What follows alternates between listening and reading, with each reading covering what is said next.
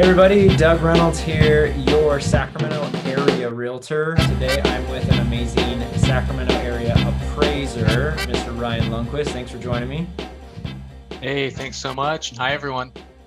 Yeah, Ryan's an amazing appraiser, goes all over the Sacramento area. You can find out his information at sacramentoappraisalblog.com. Has a great blog with a lot of really good data and information on the Sacramento market, as well as an amazing resource if you need any type of private appraisal done for yourself, family member, any type of thing like that. He's available. So yeah, here we are, Ryan. We are almost heading into the fourth quarter. We're kind of finishing up third quarter of 2021 here in Sacramento. And wow, COVID, what a wild ride it has been. What if you could just bottle up like in a 2 3 minute thing, how would you talk about the last year of real estate in the Sacramento area? Just kind of looking back over the last maybe 12 months. Yeah, I would say it's felt like an insane auction. I think everyone who works in real estate has been stressed. Buyers shopping have been stressed, sellers have been stressed. And it's been a wild ride, and where it really has felt like the most chaotic market that we've ever had. And so I would say that in 2021, with mortgage rates still, around 3%, it's made the market crazy. Okay. Some people have criticized me a little bit for saying that I think rates are too low. I genuinely think that there's no way we would be having this market had rates not gone that low. But there's a lot of factors driving the market. This year, we saw really aggressive appreciation. Price stats and most metrics have basically been showing records. And now I think we're at this place where we've had over a year of tremendous growth, but I think the market's at a place where it's trying to figure out what normal looks like. And so I think the very positive news right now for everyone is that we're starting to see normal seasonality. And that's not something that we really had much of last year during the fall, where normally the market sort of, starts to hibernate a bit. There's less buyer shopping, takes longer to sell, prices tend to dip a little bit in the fall, all of the above. But last year, it was more like rocket fuel straight up, for the most part. And so far this year, we're starting to see all of the normal signs that we normally see, which I think is completely healthy. Okay, the last thing that we would want to see is a market like we had last year, because that type of growth is just too much. Okay, I think anyone on looking going like, yeah, we can't have another year of growth like that. We need to slow down for the sake of health. And so far, it looks like that's what's happening for the fall season. All the metrics I follow are telling that exact story. I will say it's not a dull time.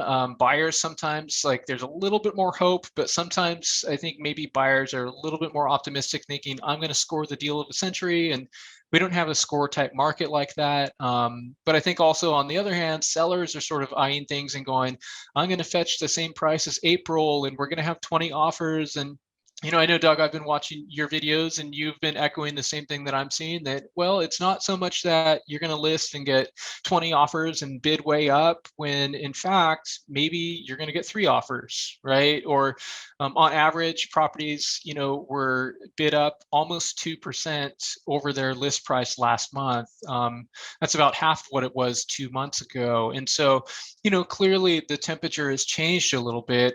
Like, my favorite thing to say is that it's like a car going on the freeway. It was going 130 miles per hour, and now it's going 90 miles per hour. So still more aggressive than usual, but definitive slowing. I don't know how anyone who gives an honest look at stats can say that the market hasn't slowed. Yeah, I mean, yeah, looking back, I tell a lot of people when we're talking about the market, it's as if the market just ignored winter. It just like, we're just going to have back to back to back to back springs right here. Thanksgiving, Christmas, what's that? New Year's, rain, darkness at 5 o'clock. We're just going to plow right through this as if it's spring for almost a year straight, practically. Yeah. And it would be hard to believe that that could continue. February 2020, we all, thought a lot of things couldn't exist or happen, right? So we need to learn from that it's possible who knows what could necessarily happen, but it would be a shock, I think, to have something like that continue to happen at that rate. And we are starting to see that. You and I think, have been seeing it a little bit before people even, where we saw it more like the end of the spring, beginning of the summer, where subtly some of the stats were showing, hey, it's just not just this rocket ship to the moon any longer. There's, a little bit of some changes happening. And real estate doesn't have to be all or nothing. A lot of people, I think, are fallen into this, with 2008 and 9 and 10, they just think that that's the formula for real estate. It just goes up, 300%, and then it just drops, into half of that value. And then it just starts over. It's like, well, that happened once in 100 years. That's not necessarily the formula. And so I'm seeing, some subtle changes. Like you said, it's still moving fast, just in comparison to where we were, not as fast. There still is competition, just not as much competition, right? So Yeah. take a quick minute. What would you say to a current seller? They're thinking about listing their house in the fall of 2021. How would you quickly advise them to, like, hey, this is what's going on. Think about this, think about that. Yeah, that's a great question. And the reality is, in any market, the temperature is constantly changing. In my office, I have a sign, and I'm looking right now. It says the market is always moving, and it's true. Okay, and so we have to be really careful from the selling standpoint. Don't get infatuated with headlines from the past. Be infatuated with comps right now. And particularly not just comps, because the sales tell us what the market used to be like when those properties got into contract 30 to 60 days ago. What is happening with listings right now? Which ones are getting in contract right now? That tells you all you need to know about the market. And so I just say, price for the market. Don't get hung up expecting a Bay Area unicorn to swoop in and pay 30% above the asking price. And don't expect that miracle of getting 35 offers. Okay, you might only get a few, and just realize that every market is different, and just respect whatever's happening in this market today by looking at the pendings and the listings. And you can't go wrong. If you price right, there's strong demand right now. If you don't price right, then you're going to sit and you're not going to have any offers. And and truth is, you probably ignored the advice that your agent gave you about listing the property. It's so easy to get infatuated with that high stuff, but don't get high, man. Really, really let the market speak to you. That's my strong advice. Yeah, absolutely. If you're taking your information from the news or your neighbor or something like that, they're getting information that was from 3, 4, 5 months ago. And they're talking about a market that was, not that a market that is right now. And so you really got to have an agent that knows what's going on right now, not compared to what was the market doing 3, 4 months ago. Well, that must mean exactly what it is now, or it must be higher than that right now. Yeah, absolutely. And then additionally, every house is worth a range of value. It's crazy. Some people just think, oh, it's exactly this number. It's like, no, your house is worth between about 575 to 590 right now. It's kind of a range of value.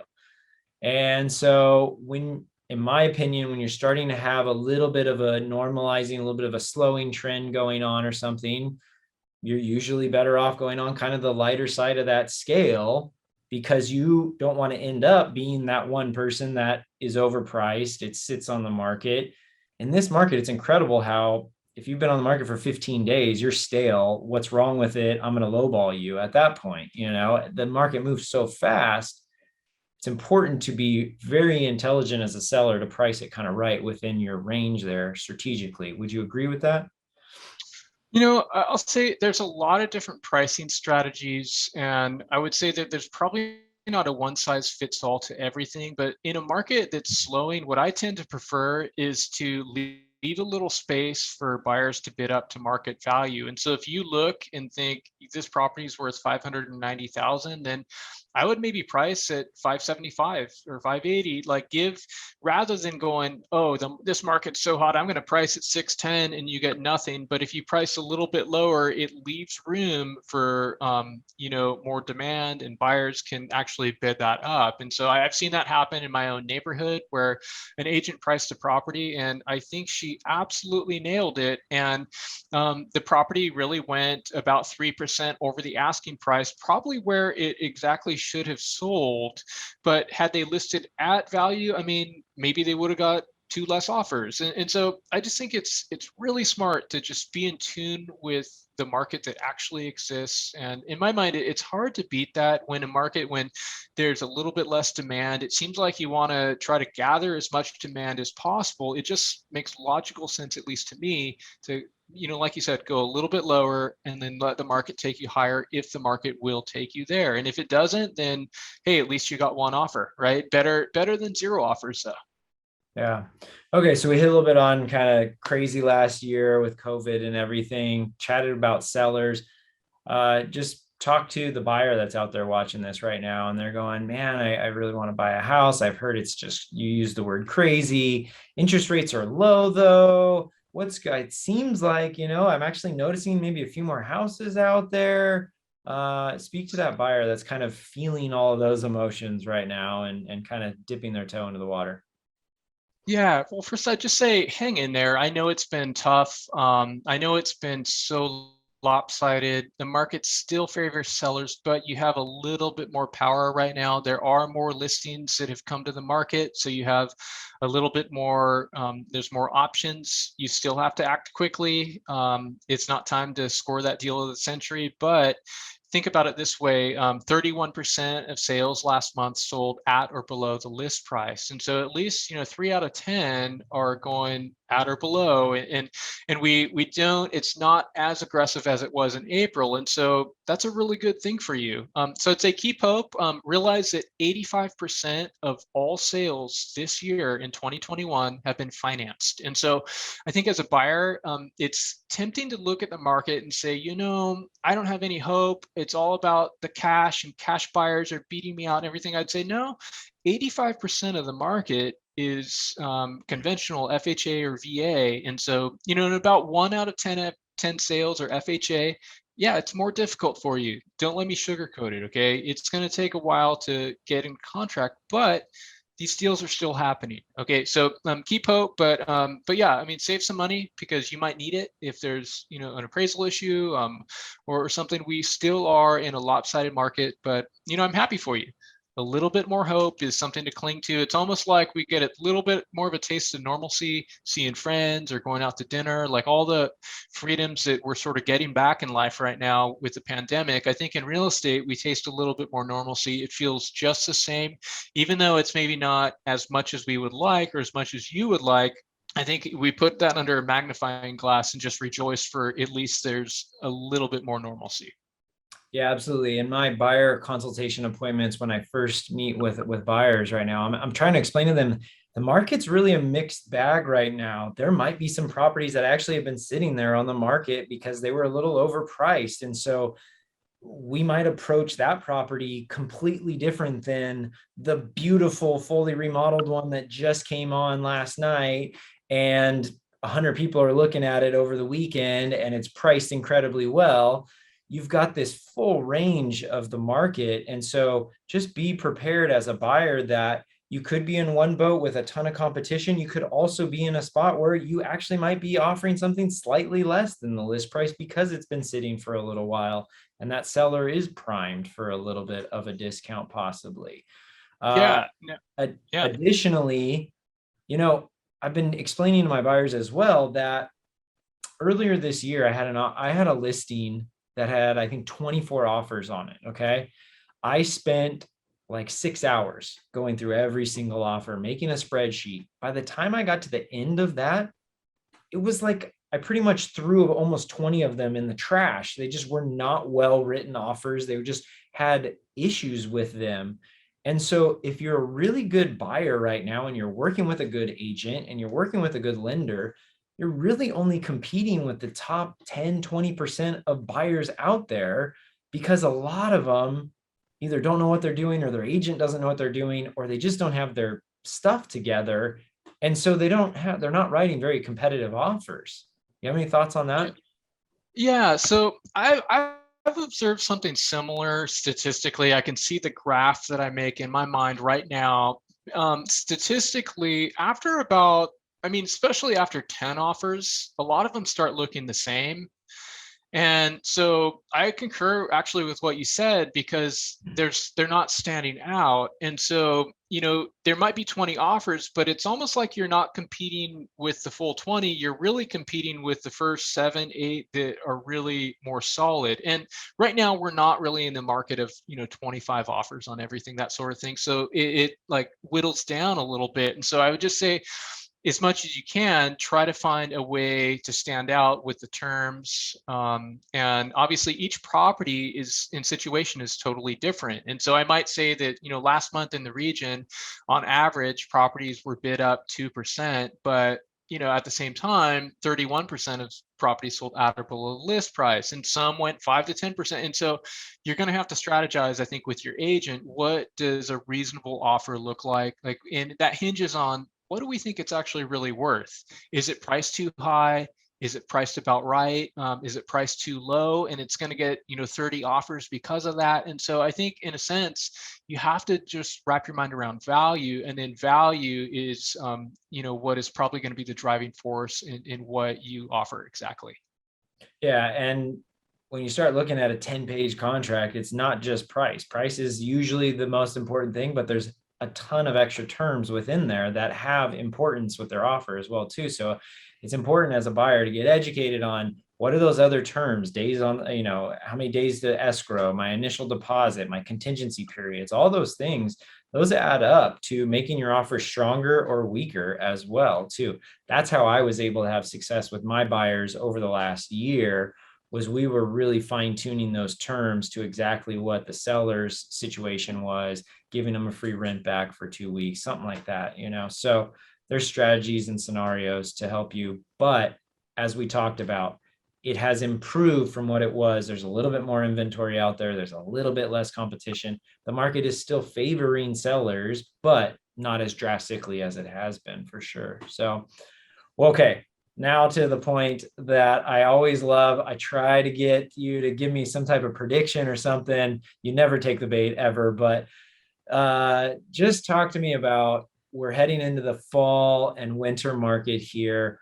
Just what are you expecting to see? We've used the word kind of normalizing a bit here. Some other things like that is some terminology I think that some people are using, talking about the market. I am expecting to see a little bit more of a normal market as well, where we would see, pricing not to be increasing, maybe be stagnant or even deflate just a teeny bit or something. Sales to maybe decrease just a little bit. Buyer competition to probably decrease just a little bit. That's just a very general thought on the next couple of months ahead. I'm curious as to what you're thinking on, kind of just not big, bold predictions, but just sort of what you're expecting to probably be seen as we move forward. Absolutely. So, and as I always say this, that my crystal ball is broken. I'm really, really humble about my ability to predict the future, because case in point, literally nobody predicted 2020. Okay. And everyone and their mom on YouTube making predictions, their predictions don't come true. And then they punt them down the road, and in hopes that people won't realize that they're lacking credibility. And eventually it'll become true. They'll say, look, I'm a prophet. Okay. With that said, I do expect for to have more normal seasonality this fall, because that's exactly what the stats are showing right now. Okay, a little bit more competitive than normal. Like 2019 was a very competitive fall, and we're not. We're a little bit more competitive than that right now. 2018 was an incredibly dull fall. Okay, not all fall markets are the same. It's important to realize that. If I I had think to predict, I would say that. that was the year I think interest rates bumped up and the market kind of just pulled back and froze for a little while. Yeah, Even though rates came back down pretty quickly, it took a while for the market to sort of readjust. in that one. Yeah, oh yeah. So rates went up, and I think that alone, it shows what I was going to say too. When we think about the future in real estate, our market is very sensitive to rate changes. I think a lot of the attention on the market this year has been about we're not having as many listings hit the market because of the pandemic, and people haven't been listing their homes. Like, it's been really, really noticeable. We're not to normal levels there. But the other side of the coin is mortgage rates have been like rocket fuel to help energize the market. And so I would say that what happens with rates is really important. And rates tick up a little bit, that softens the market a little. And so it would be surprising to all of a sudden see this rate change like 2018, where all of a sudden they were flirting with 4.5 to 5, and it really, the market, it sort of slapped everyone in the face and thought like, whoa, what is this dark cloud looming over housing? And I think it just showed that, yeah, rates really make a big difference. And so I'd say that,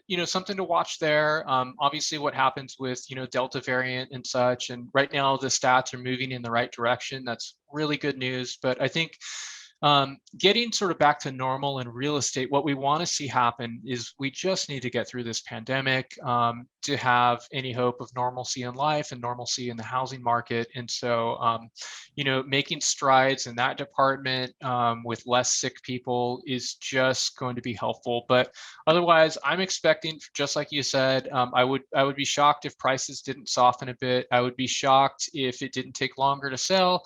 I would be shocked if we continue to see, bidding wars increase. Unless something happened with rates, they go down to 2.5%, then all bets are off. Then it's like, well, things go bananas again. But I just say, keep in mind that in June, buyers on average paid $25,000 above the original asking price in the region. That's insane. It's probably the highest stat we've ever seen. But last month it was 11,000. And I'd say only 11,000, right? And so I'm expecting to see that number come down. Okay, that's what normally happens in a spring, and I think we're going to have a lot of people rejoicing in more of a normal seasonal thing. Okay, but like I said, Doug, I mean, I'm not in the prediction business, but I'm studying stats really, really closely. I'm crunching numbers, spending so many hours on this, and that's how things look to be poised right now. And then, we'll see what happens. But one more thing I would say is that inventory has increased slightly. We still have less than a 1 month supply of homes for sale, though. It's still really sparse out there. It's anemic. We aren't in this market like a 2007 opportunities for buyers where we have a 10-month housing supply and you have your pick of the litter. It's not that sort of thing. And so the temperature has changed, but it's still that dynamic where that car is moving faster. And if I had to bet money, it would be more like a fall in 2019 where things feel a little faster than usual, but we're still observing that seasonal slowing. So slowing and glowing, these two things are married. That's exactly how I'm looking at stats right now. Yeah, it's very delicate to try to explain it because people just have this tendency to go, "Oh, you said the market's on fire. You said the market's dropping like a rock." It's like, no, we're not saying either one of those actually. So I think what I'm hearing is both of us in the data that we're looking at and we're seeing, plus combine that with the feel of the market, that we're working every day in this. I think we are seeing a little bit of sellers are here, buyers are here, and we're seeing a little bit of a leveling playing field, still favoring sellers definitely, but I think we're guessing on the playing field slightly leaning towards leveling a little bit more, like compared to what it's Absolutely. been. Yeah. Yeah. And Doug, I know this is getting long, but I just want to interject one thing. Altos Research has some great stats, and I blogged about this week that 28% of listings right now in Sacramento had a price reduction recently.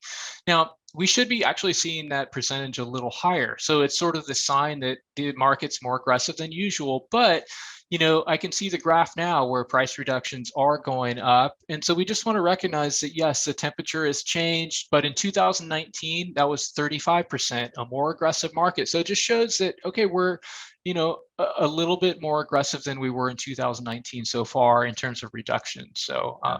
Yeah. just an interesting tidbit to throw in there.